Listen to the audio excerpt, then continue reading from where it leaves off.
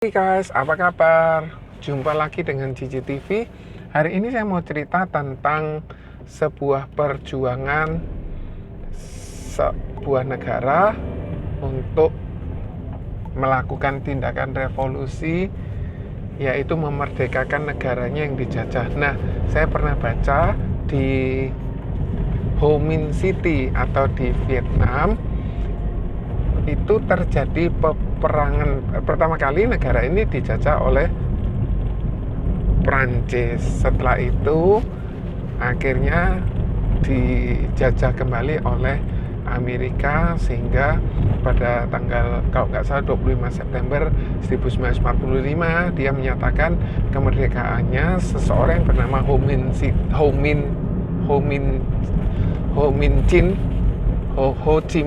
Chi Minh itu menjadi presiden di Vietnam Selatan. Nah, apa yang dilakukan oleh mereka? Mereka punya keterbatasan persenjataan, mereka punya keterbatasan ke strategi peperangan, tapi mereka punya semangat untuk melawan penjajah waktu itu, Prancis dan Amerika. Nah, mereka akhirnya harus membuat terowongan-terowongan di mana kalau kita lihat di film Rambo, tiba-tiba ada tentara Vietnam keluar dari tanah, terus kemudian dia menembaki musuh, kemudian akhirnya dia hilang kembali masuk ke dalam tanah karena dia buat lubang terowongan yang sangat banyak. Sekarang sudah menjadi tempat wisata di Ho Chi Minh City, kota yang ada di Vietnam Selatan. Nah, dari sini kita belajar bahwa seorang agent perlu berjuang. Seorang leader pun juga perlu berjuang dengan semangat yang sangat gigih. Nggak bisa kita berkata bahwa saya nunggu pertolongan Tuhan dan saya nunggu nasabah datang, saya nunggu kalau ini memang berkat Tuhan pasti masuk ke saya. Tetapi selama Anda tidak pernah cerita tentang konsep asuransi, Anda tidak pernah menceritakan tentang konsep bisnis di Prudential, maka orang tidak akan tahu. Oleh sebab itu, seorang agent bisa jadi dia mundur karena dia tidak dapatkan nasabah, dia tidak dapat agent. Nah, proses ini memang harus terus diregenerasi. Nah, saat seorang leader itu mengajarkan tentang produk, tentang konsep penjualan, tentang konsep asuransi kepada agentnya, seorang leader itu harus memberitahukan kepada agentnya bahwa satu kali kamu juga harus mengedukasi agent-agent yang akan kamu rekrut. Jadi ini proses belajar yang terus berulang, continuous teaching atau continuous training. Karena dari seorang leader transfer ke agentnya pasti akan berkurang, dari daya tangkapnya seorang agent, dari kemampuan seorang leader menyampaikan informasi tentang Prudential.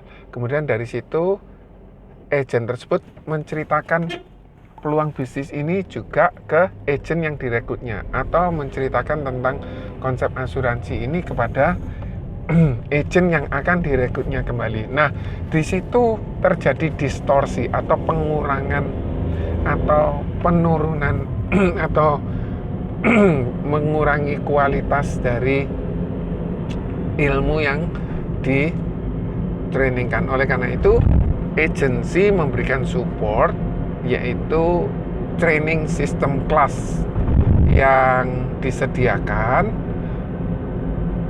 khusus untuk agent baru yang akan bergabung, yang sedang bergabung. Mereka bisa belajar dan mereka tidak dipungut biaya. Hanya saja seringkali fasilitas ini kurang dimanfaatkan oleh agent itu karena mungkin tidak diedukasi sama leadernya. Mungkin dia merasa tidak terlalu penting atau merasa dia tidak mau fokus di Prudential. Nah, kembali lagi, semuanya harus kita edukasi, baik ke agent, baik ke nasabah. Kita edukasi bagaimana caranya mendapatkan ilmu apabila dia tidak training. Nah, dari Prudential Pusat pun sendiri memberikan support sistemnya, yaitu training tentang produknya, training tentang My First Journey, kemudian training tentang My First Case, kemudian ayo kita bisa, ayo kita promosi, ayo kita menang. Semua ini bertujuan untuk memperlengkapi agen-agennya. Nah, kemampuan sebuah industri asuransi untuk memperlengkapi agen-agennya ini dituntut dan membutuhkan biaya yang cukup tinggi untuk menyediakan fasilitas tersebut. Nah, kalau agen-agen tersebut dengan antusias sendiri, dengan inisiatif sendiri belajar untuk mendapatkan ilmu tersebut, maka agen tersebut bisa berkembang. Sekali lagi kembali, selain peran leader juga peran orang itu sendiri.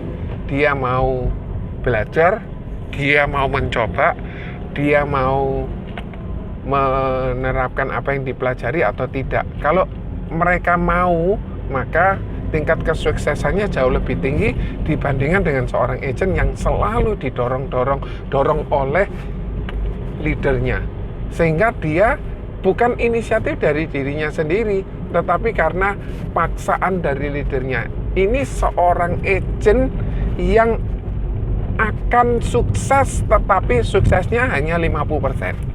Kalau leadernya tidak mendorong, maka dia tidak mau melakukannya.